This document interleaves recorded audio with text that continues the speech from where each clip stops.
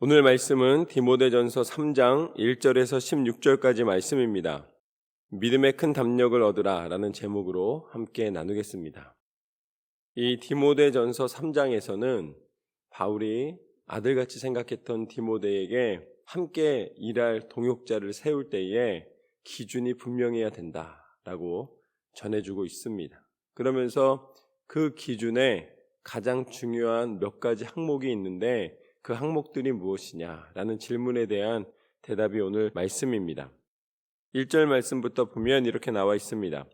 미쁘다 이 말이여 곧 사람이 감독의 직분을 얻으려 함은 선한 일을 사모하는 것이라 함이로다. 여기서 말하는 감독은 다스리는 자겠죠. 이 전체의 책임지는 리더가 되는 것입니다. 그렇다면 감독이 된다라는 것의 가장 기본은 무엇이냐? 다른 어떤 조건도 넘어서지 못하는 가장 기본적인 조건은 바로 마음입니다.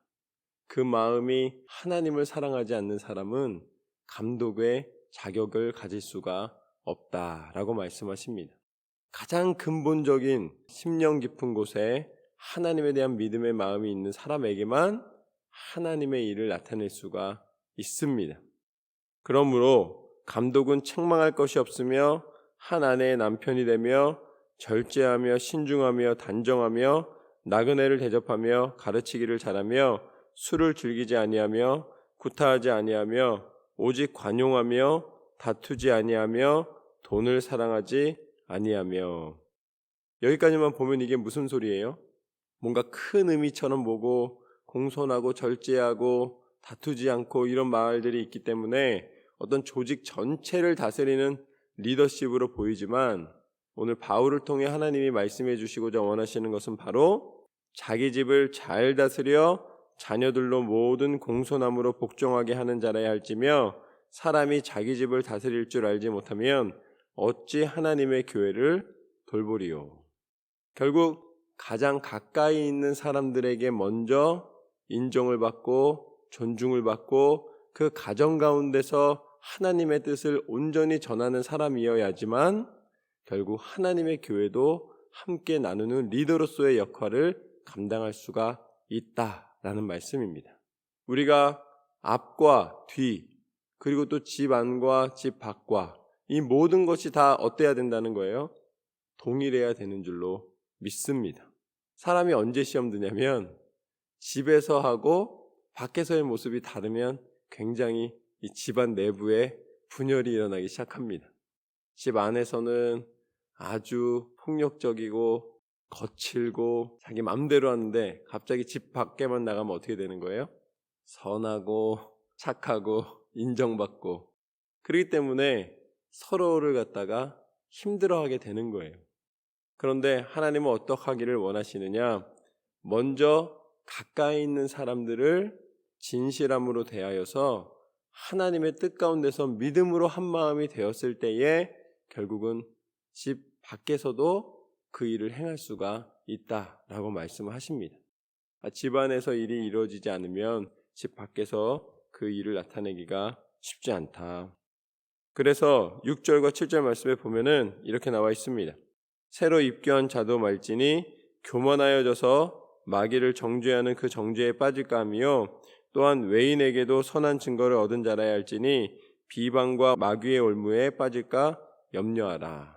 교회에서 감독이라는 가장 높은 지위에 오른다 할지라도 그 모든 지위에 해당하는 것의 가장 기본적인 출발은 어디에 있다는 거예요? 가정에 있다라고 이야기를 합니다. 그리고 그 가정에 있는 모든 하나님의 뜻을 순종하는 것은 어디에 있다는 것입니까? 하나님을 사랑하는 데 있다.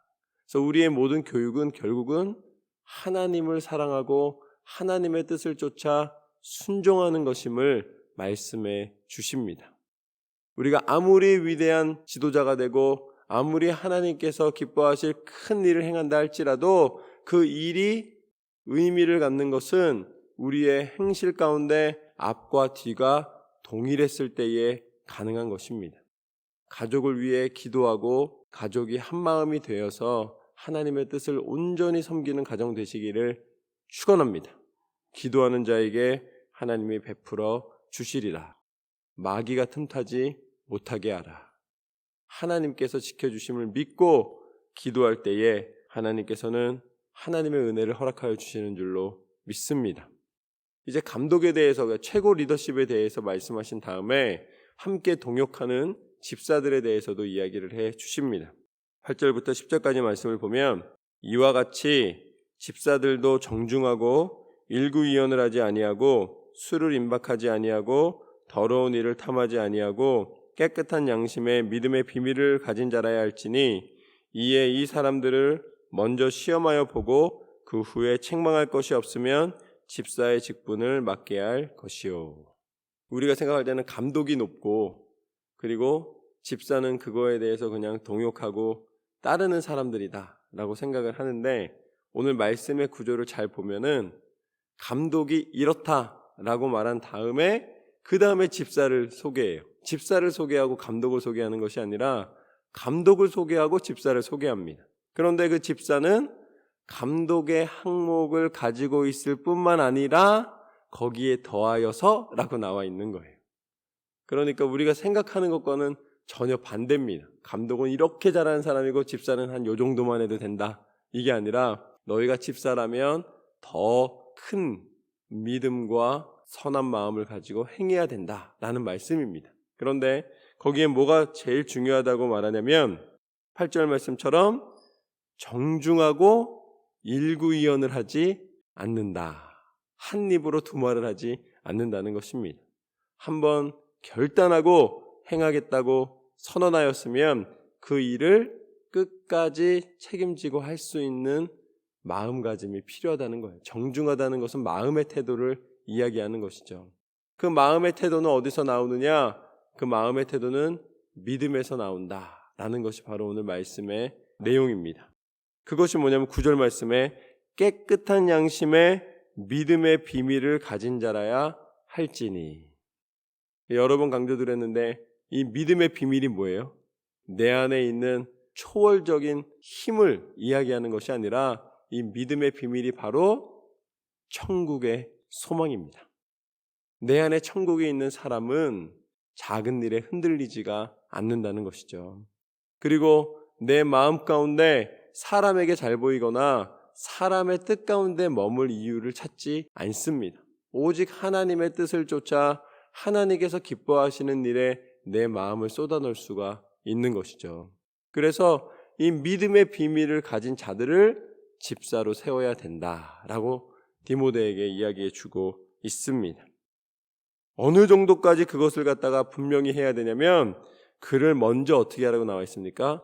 시험하여 보고 그 시험을 통과하면 집사로 세워라 라고 이야기를 합니다.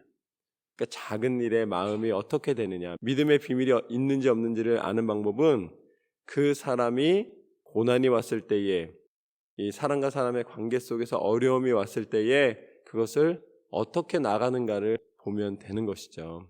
믿음의 비밀, 하나님의 천국의 소망이 있는 사람은 오히려 그곳에서 기도하고 상대방을 긍휼히 여기는 마음을 가지게 되고, 이 천국의 비밀이 없는 사람은 이 땅에 소망이 있기 때문에 이 땅에서 뭐든지 해결해야 되고, 이 땅에서 자기가 칭찬받아야 되고, 이 땅에서 내 것을 채워야 하기 때문에 이 땅의 것을 끝까지 놓지를 않고 싸워서라도 쟁취하려 하게 된다라는 것입니다. 하늘의 소망이 나타나는 믿음의 언행이 되기를 주님의 이름으로 축원합니다.